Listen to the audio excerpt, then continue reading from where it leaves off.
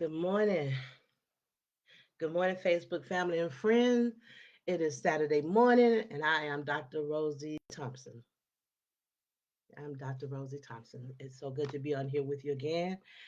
Last week I wasn't feeling well, but I thank God for that. I feel much better today, and I'm glad to be back on. I have been asked a question many times. Why do I come online and share as much as I share about myself? And the reason I do it, I can look back and I can give you an example.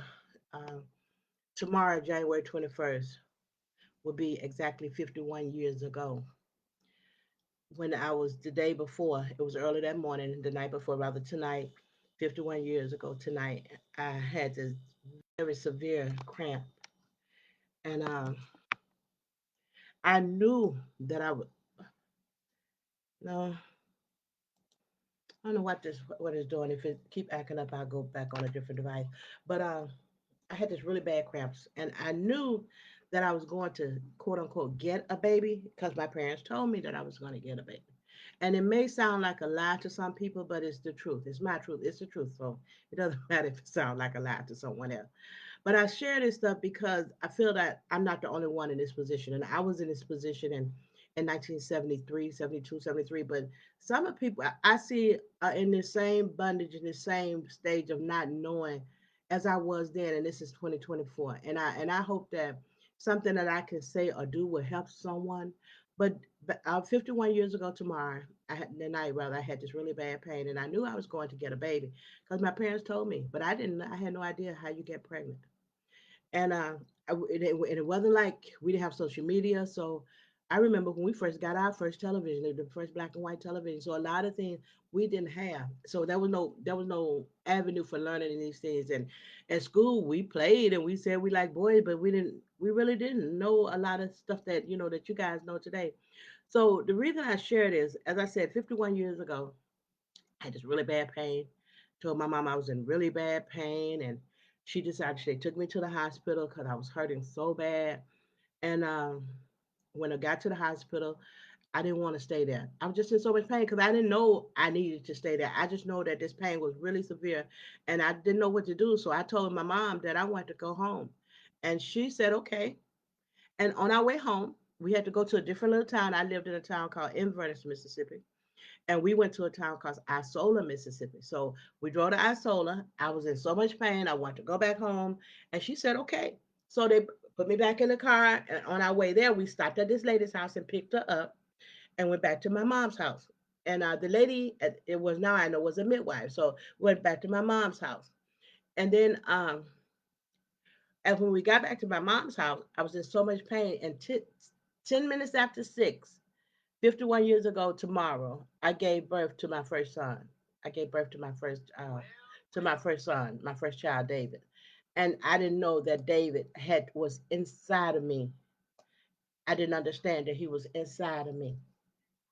Anyway, I say that because so many people now, it's so much that I see that people don't know and people don't understand.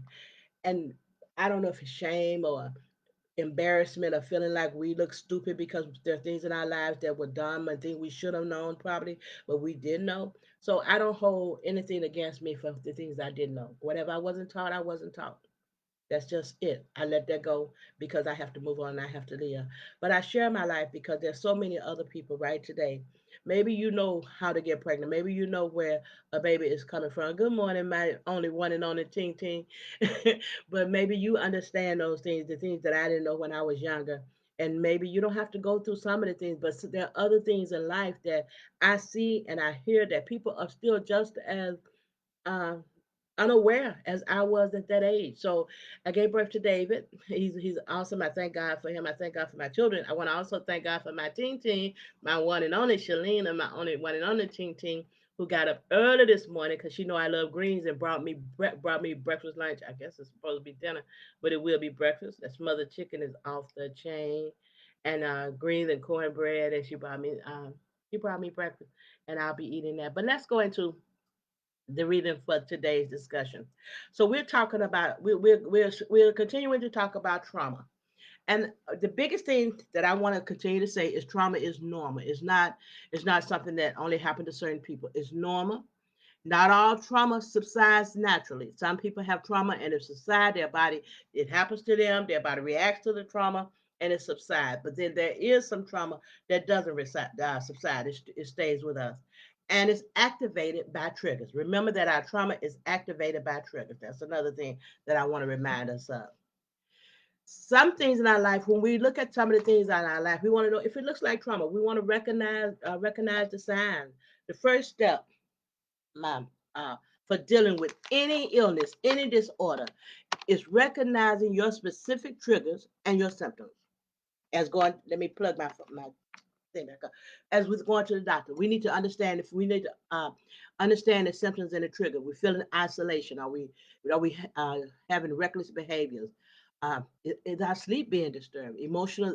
Are we having emotions that seem extreme or unpredictable? These are all potential indicators of trauma. As I said before, if the hysteria that you feel during this certain situation, if you feel hysteria that does not align with the current whatever is happening, the current thing that's happening right now, if that hysteria is doesn't align with that, you're getting really upset about something and it's a minor thing. If that happens to you, more than likely, if you're suffering this type of hysteria, the issue is historical. It's not that one thing that's making you so upset that you can't take it. It's not that one thing that got your head hurting. It's not that one thing, but it's more than likely historical. We know that when we talk about trauma, these events can include anything. It can be a natural design, a disaster, violence. It can be physical harm, but it can also be life-threatening neglect that impedes a healthy relationship. So if you got this neglect in your life, and then that doesn't mean that my parents didn't love me, any type of neglect that we're in our life that's impeding a healthy development, it's trauma. And we need to look at that. So when we talk about these things, it's really for us to just be aware and to pay attention and the experience. Remember that we're not all alike. We talked about this a couple of weeks ago. We're not all alike. We don't experience the same things the same way. Oftentimes we expect people to be like us, but it's not. But almost always, this is the one that I want to remember to say. Almost always, traumatic events involve a power dynamic where the person that's experiencing the trauma feels powerless, or finds themselves questioning why it happened to them and what they could have done to prevent it. So, almost always, traumatic events involves a power dynamic where the person who's experiencing the trauma feels powerless or finds themselves questioning why it happened to them or what could they have done to prevent it. Lastly, about the trauma, the effects of trauma, it changes people in so many ways. The effects may happen immediately. The effects of a traumatic situation can happen months later or even years later. And we know that some of the possible effects of trauma can be the inability to cope with stress just on a day-to-day level, difficult regulating our behavior or emotions, and it can be cognitive, like it can have trouble with cognitive processes like memory, attention, thinking. So trauma can affect so many people, and a lot oftentimes people don't pay attention to know that it's trauma. One thing that trauma can cause us to do when we don't understand that something in our life is a trauma trigger, or we're responding to a trauma trigger, when that happens, it can cause us to self-sabotage. And that is so amazing, and so it can be so detrimental. Self-sabotaging is engaging in any behavior that undermines or contradicts our values and our own intentions. When you have the things in our own life that we are doing, we're allowing this, we're self-sabotaging. This is not about anybody else and what power they have over us, because we've already talked about not giving other people power over us. But we self-sabotage when the attributes of the person that I want to become, the behavior that I'm demonstrating, the behavior that I'm doing, what I'm doing is undermining and contradicting that person that I want to become. I want to become. I decide that I want to save money, but I'm spending money unwisely. I'm one of my goals is I want to be better at something, but I keep finding reasons not to, or I find that I just don't have the get up and go. We need to look at that get up and go and find out what it is that's causing me not to be able to do the things that I want to do because we self sabotage ourselves. It's actively participating in unhealthy and destructive patterns. We got think about the patterns in our lives. Do I still find myself coming back to this same pattern? It may not look the same, but pay attention to see if this same thing keep happening in my life. If I keep seeing these same patterns occur in my life. So, and I'm actively participating in those patterns, doing things that will hurt me physically, emotionally, mentally, financially, thinking? Do I have a harmful pattern of thinking as a woman of God and a Christian? Uh, I'm so sorry. My throat is kind of scratchy still, but I'm so sorry. But one of the as a Christian person, I think it is really, really, really, it's important to everybody, but especially I know it, I'm aware of it as a Christian. It's really, really important. The things we think, the things we do. That's why the scripture tells me to think on things that are good, things that have a good report. So I don't spend my time thinking of all this negative stuff. And that's why it's kind of sad when I see my brothers and sisters posting this stuff. Maybe it sounds good. Maybe it rhymes. It doesn't matter if it rhymes and it sounds real good if that behavior, that pattern of thinking, because that stuff that we say does have an effect on us. Our words have power. So those things, that way of thinking, if we think that everybody is against us, everybody hating on us, people probably don't even know us. They may not even know you. But when we start to allow those things to be a part of our thinking, then we need to really look at why does this affect me? What am I sabotaging myself with this type of thinking? Am I sabotaging myself when I'm doing this and still have these same patterns in my life that I keep going back to? In relationship, it can consist of repeating old patterns as well. And we can also project our insecurities onto other people. This is when someone unconsciously attributes their thoughts and feelings and behaviors to another person. When we project our own insecurities to other people, and when we start to repeating old patterns in our lives, I was thinking about this as I was writing this down to talk about it, and some of the old patterns that we may repeat in our lives. Some of the things we keep doing the same thing and looking for a different outcome, and it doesn't work that way. If we repeat the same pattern, we're going to get the same outcome. So we need to look and see, why am I repeating the same pattern? Why is it that I had a young lady, and this I think it would be my example. I had a young lady one time who was going to therapy, and I go to therapy. I'm an advocate for therapy, and I have a young lady who was going to therapy, and one of the things I always did, I always tried to find the good in everybody. Well, they got a good heart. I used to always say they would be doing things that were so horrible, things that were so bad, and but I kept saying people they got a good heart. I found something in them to say that they were good people, but the things that they were doing were not good things. So this young lady said to me that her therapist said to her, "Why do you keep?" Because she was doing apparently the same thing.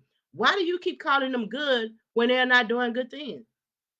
Why are you saying that they're good people when the things they do show you that they're not good people? That the thing that these are the people that we don't want in our lives, but we keep putting them in our lives, finding reasons to have them in our lives and making up things. We have to be true to ourselves, and we have to be real with ourselves. And this type of behavior, self-sabotaging behavior, is actually rooted in some type of unhealthy core belief about ourselves and faulty narrative that we have been telling ourselves. This is something it has nothing to do with anybody else. This is a core belief that we have in ourselves and a faulty narrative that we're talking about telling ourselves. So I have this emotion. It comes up all the time. I realize that I'm beginning to recognize that it's trauma. So, what am I telling myself when that emotion come up? What am I telling myself when I have this person in my life, or I have this situation, or I have this job where my manager keeps saying things to me, that are disrespectful? I remember having one manager, and I could have. I felt like I could have, taken her neck off and put it at her feet. That's how bad I felt like I could have hurt that lady. And one day I was at work because she was so rude and so mean and so disrespectful to me. And one day I didn't work. One day I was off work because of my birthday or something, and I came back to work. And when I came back to work, some things that normally was my job to do when I was at work was not done by the person that was my backup. And so some days later, she didn't remember that I wasn't there that day when the thing wasn't done, whatever that was not done. And she calls me in the office to talk to me about why it wasn't done. And she's asking me why didn't I do it, but I wasn't there that day. She didn't remember. And she said to me, don't be afraid.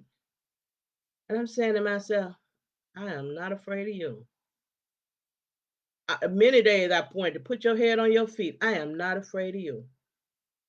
And when we get these emotional, and especially when they stay there, when they stay with us, when these emotions keep coming up, and the emotion I start to feel was anger. And it wasn't so much about what she said to me, but it went deeper. That okay, people always act like I'm afraid of them. People always say whatever they want to say to me. It was more than that. It was more than that one situation. That's why we have to really look at our whole life and see if the things that we're experiencing, if we're experiencing them over and over, is this a trauma trigger. So I was always one that felt like I wasn't respected. People didn't pay attention to me. So when she said that, she was wrong in what she said, but it was a trigger. It was that trigger. The same thing that in us, it took a long time. I was taught in church that I was supposed to love everybody, and I'm telling you, I hated my daddy. I hated the man, and I can tell you today, he was not a good man. He was a rapist. He was a pedophile. He was not a good man at all. He beat my brothers and my mom. He was horrible. He was not a good man. But I had to forgive him for what he did to me, not because of who he was and what he did, but because I needed to be able to move on. And he had chains in my life that were holding me back from becoming and doing the things that I wanted to do. And as long as I gave him that power to that power of control over me, I gave it to him. He didn't take it. That means I self sabotaged my life. I was self sabotaging the person that I wanted to become because I was so hateful, hating him. And so I wanted to say, me not hating him anymore does not take away the fact that he was not a good person. He was not. Good people don't rape their daughters. Good people don't just beat their wives. Good people don't mistreat other people. That's not what we do. Sometimes when we are self sabotaging ourselves, the reason we don't do anything about it, we have the shame. My mom used to tell us, get out of our own way. So a lot of times, hello everybody who may have come on. I don't see you because I have the my PowerPoint here. But if you are, thank you so much for joining. But my mom used to always tell us to get out of our own way. And sometimes we are embarrassed and we are so ashamed of what somebody else may think of us. That's another reason that I can come on here because I don't control what people think. I don't try to control what people think. I'm not ashamed of my life. I remember the time when I wouldn't have even said that I was Dr. Rosie Thompson. Even though I worked hard for my doctorate and I do have my doctorate and I am Dr. Rosie Thompson. But I wouldn't have said it out loud because somebody probably was in my church would have told me, God don't care nothing about your title. Well, maybe he doesn't care about your titles, but he loved my title because my title said that Rosie is dedicated. My title said that I will work hard to accomplish the things that I got. My title say that I take advantage of the things that God has given me. He's given me this life, and I don't waste my time. That's what my title say about me. And not only am I Dr. Rosie Thompson, but I'm also a substitute teacher. I'm certified in food services and many other things that Rosie do. And I will not take those things away from me because I'm ashamed of how somebody will look at me. And then that's what are we telling ourselves? See, we have to have these conversations with ourselves. Just because somebody else thinks something or somebody else say something, we don't tell ourselves the same thing. We don't tell ourselves the same thing. I remember a lot of times, like I talked about at work, when my manager called me one day to tell me that a senior manager was not my friend. And I didn't say to myself, well, you maybe you should stay away from the woman. I said to myself, she acts like it. And I knew it wasn't because this lady, because she had a problem with her being my friend. Her problem was, why isn't she that manager's friend? What is it that makes her want to hang out with Rosie and not hang out with me? Because I feel that I'm the most worthy friend, or I'm the person that she should want to hang out with. But I can tell you one of the things that has gotten me as far as I've gotten in life. I realize this and I live this. I am no better than anybody in the world, but there is nobody in this world better than me. And I treat them all the same. When I used to go out with this senior manager, when I used to hang out with her, we used to go to breakfast, we used to go to dinner, we went to the theater, we've done different things together. When I would hang out with her, some of the things that she would say to me about things that was happening with her quote unquote peers made me realize why she didn't hang out with them. She didn't like kiss ups, and she felt like some of them was kiss ups. One example she talked about was she was talking to a homeless person in front of the business, and one of the senior people came in and stopped her to want to ask her, "Are you okay?" Because she was talking to this, unkept homeless person, and she said that when she came into the office, she purposely went to this manager's desk just to say good morning because she wanted to see what they were going to say. And when she went to the desk, the manager asked her, I was just checking to make sure. I thought maybe he needed direction. And she was like, Rosie, if that man had had on a suit, he would not have stopped. And those type of things. See, me, I'm not trying to, and I don't try to impress anybody. So, as I said, we don't self sabotage ourselves by doing things that's preventing us from being that person that we want to become. We don't fool ourselves. We're honest with ourselves, and that's how we get to be. We make sure that we don't self sabotage who we are and where we're going. The, the last thing I think I want to talk about. I told you we were going to talk about validating trauma. We validate trauma. And when we talk about validation, it means we're normalizing the past and present experience. It's a normal. I'm not the first person that got raped by my dad. I'm not the first young lady in Mississippi that didn't know where babies come from because our parents told us that you found the babies in the wood under the log. I'm not the first person that believed that type of thing. You may laugh because I thought a baby came from under a log, and I laugh because of some of the things that I see now that people believe in, the things that's so important to people. It's so I'm like, God help us. It's not funny, not the funny way I'm laughing at, but God help us because I see that. So we normalize the past and present experiences that we feel. That's why we say trauma is normal. Whatever experiences you're having, whatever past you've had, you're not the only one. And yes, sometimes when you begin to talk to people, they will you can leave believing and feeling like you're the only one, but you're not. Validating is this is the act of recognizing and accepting what happened to me within without necessarily approving of it or liking it. See, when we accept something or we recognize it, it doesn't necessarily mean I approve it. I accept the fact that my dad raped me. I accept the fact of what happened to me, but I do not like it nor do I approve it. It's wrong. And if I ever, to now, I'm conscious that if I ever saw a child or someone who may be in some type of trouble, I'm going to open my mouth. It's an acknowledgement of the objective truth in that an emotional experience without judgment or evaluation. I'm not trying to figure out why he did it, and that's another thing too. When we talk about trauma, we want to make sure that when we see these triggers in our life, that we're not trying to give it reasons. We don't have to know why somebody. I don't understand why they're doing it. We don't have to understand. The fact of the matter is we're not trying to. We can only make ourselves better. So when I see things in my life and I see these triggers coming in my life, I'm working on how do I make myself better. I'm working on what do I do for me. So I'm not wasting the time to try to figure out why they do that stuff because we will never understand why these people do the stuff they do. And it's about allowing ourselves to feel what we feel. I don't like it. I had people tell me, they did this to me, but that's okay. It's not okay. You don't have it doesn't have to be okay. Yes, I'm dealing with it. Yes, I'm gonna be able I'm gonna get through it. Yes, I see it, but it's not okay. So we have to allow ourselves to feel what we feel without trying to change or suppress those emotions. We can be angry about things. It's okay to be angry. It's okay to feel like injustice is wrong. It is wrong. Do you know sometimes when we go out and we see posts on Facebook, most of the time, take a just pay attention to the post on Facebook and different social media sites that get the most reviews and the most comments. Pay attention.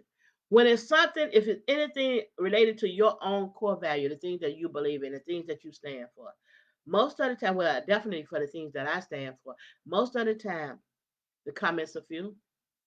Most of the time, the likes are few. Because everybody, because not everybody, because we have been taught and we see sometimes we want to be politically correct and we don't want to offend. But sometimes it's okay to offend. It's okay to tell that brutal truth. And it's okay not to act like people are so vulnerable that we can't be real and honest with them. We can.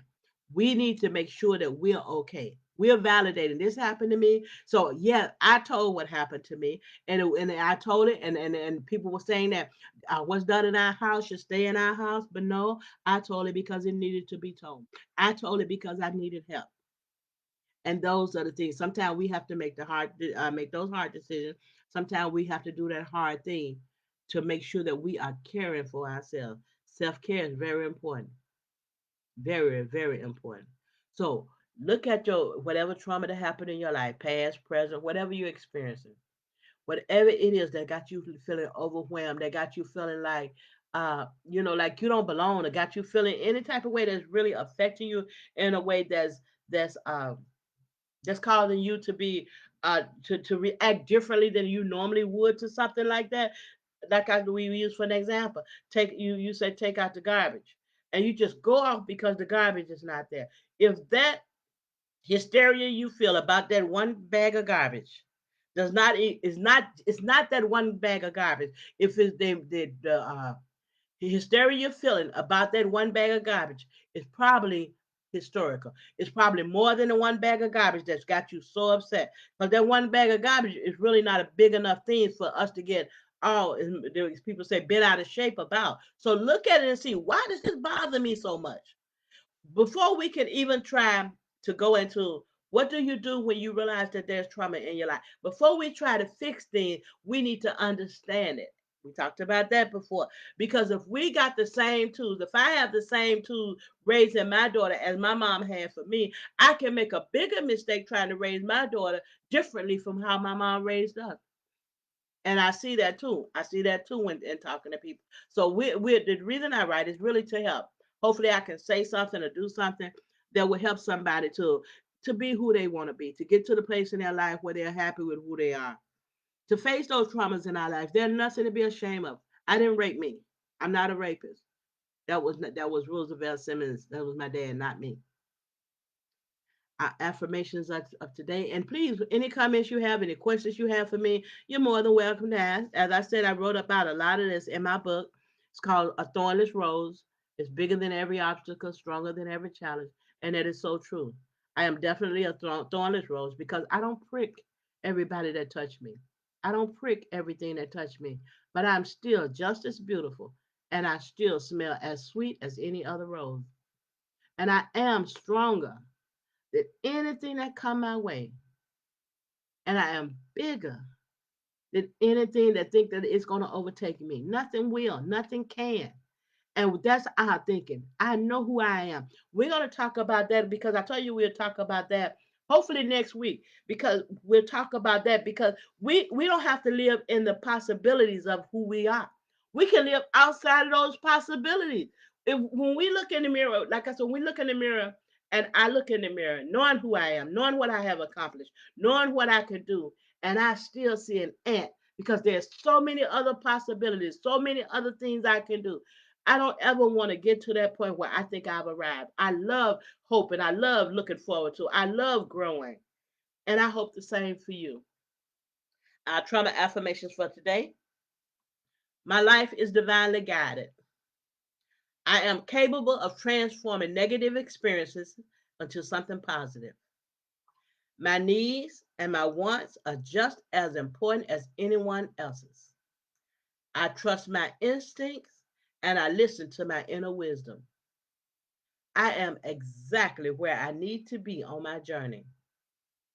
I am making peace with my past and I am accepting myself.